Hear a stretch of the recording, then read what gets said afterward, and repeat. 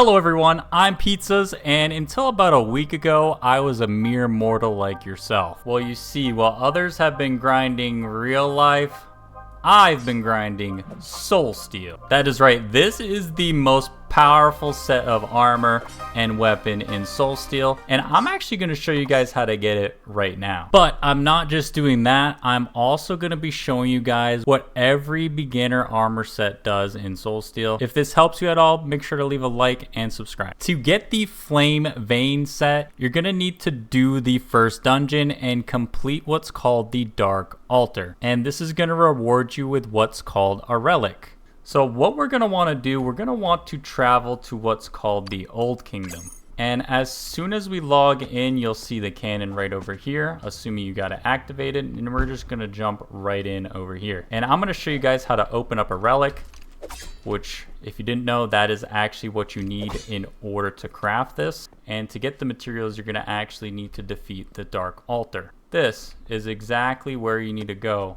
in order to open up the Dark Relic. So we're gonna go straight back here, and we're gonna climb up into this arena up here. So yeah, this is the arena right here. So I'm gonna show you guys right on the map.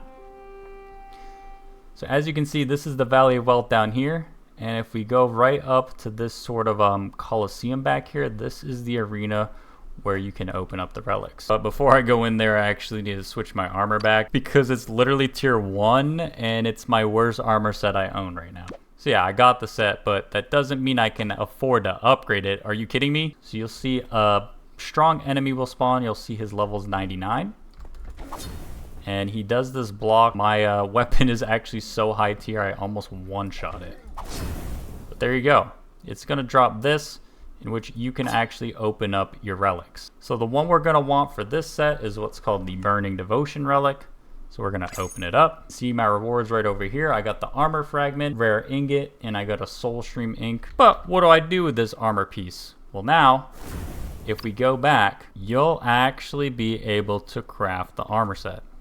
It'll pop up right down here. And you'll see it actually costs 10 armor fragments to even make one part of the set. But I don't want you to make the same mistake that I did, where I waste my materials, specifically thread, on a set that I don't even use. So now let's go and actually look at all of the armor sets and what their base product gives you. Because yes, I did indeed spend all my materials for the sake of content. Oh, and by the way, if you craft an individual piece of armor in this game, you can't actually equip the armor. You have to craft the entire set in order to be able to actually equip it. And this actually took a lot of work because each piece of armor costs about 25 threads. And you would think that tempering threads would be easy to come by, but oh no. Oh no, they are not at all. Currently, the only ways to get tempering threads that I know is to get high ranks on dungeons. Because each armor piece costs 25 tempering threads, it has taken me approximately 6 or 7 hours to complete. I did find another method to get threads. So this part's in the video because I just decided I'm gonna try out gambling. So in the thread trader, you can actually buy these thread pouches for about 5,000 script. And so I'm gonna buy a couple of these and just open them and see what happens. So we're gonna go down to consumables and we're gonna open up our thread pouch. All right, I just opened up 3 thread pouches. Looks like I got, ooh.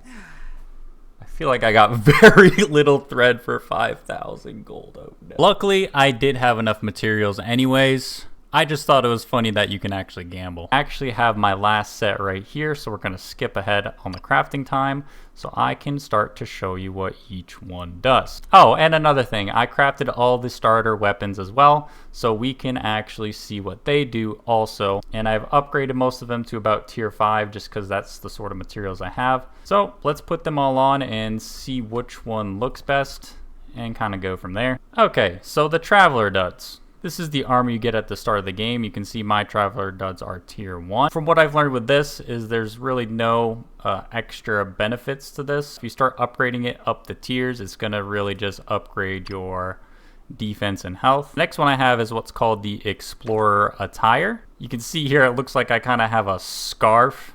And if we're just going based off of looks, I would say this one does not look the best. But yeah, so it's going to upgrade your defense, your health, and it's actually going to add what's called +6 mana. And next up, we actually have the what's called the Ranger Rags. And this is sort of what it looks like. So you can see I have like a little hood. So it's going to add defense and health, obviously, but it's going to add nature power +1% and plus critical chance. And as you upgrade those tiers, it's going to get higher nature power and critical chance %. Next up, we have what's called the Demolition Duds. And if you actually purchase the starter bundle, this is the one it gives you, along with this dagger right here. If we're going purely based off of looks, I would say it's not my favorite looking armor set, but it does add a couple cool perks. It adds defense. It adds elemental power and mana as well. And next up, we got what's called the Scholar Robes. And honestly, I look pretty sophisticated. I would say this isn't too bad. So what this is going to add arcane,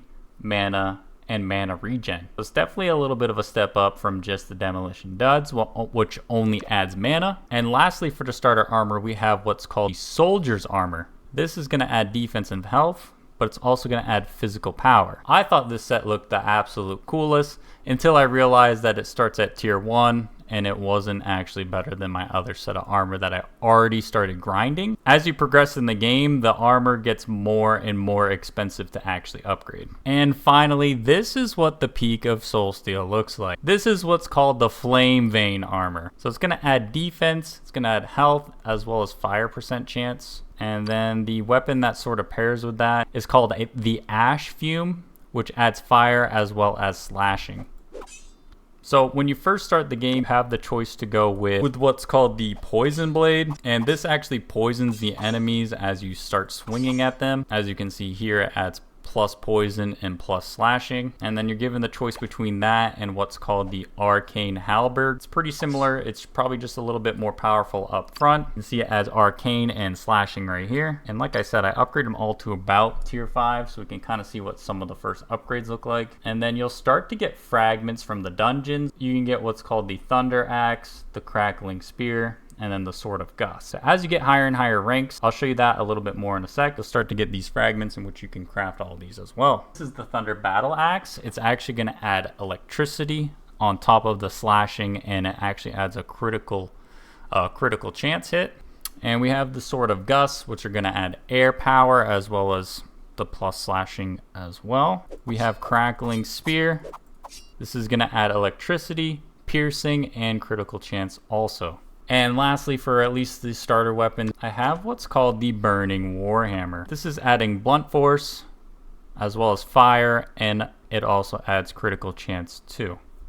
Now that that's all out there, I hope you guys don't waste any of your own materials and time into what I just did. Here's a final example of the kind of materials you get from an S+ run. And this is my first S+ run. So if you guys want to see that, feel free, go check it out. It's actually out now on my second channel.